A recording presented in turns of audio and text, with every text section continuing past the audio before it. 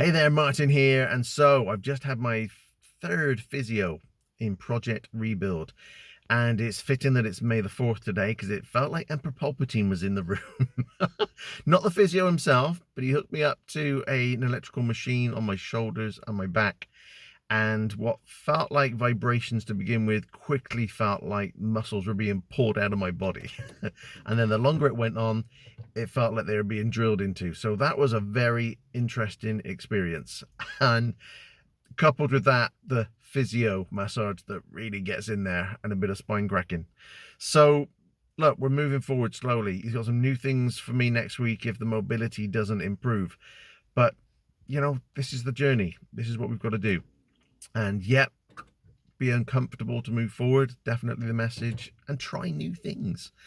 That was definitely new today. So until next time, stay healthy, stay safe, and keep rebuilding.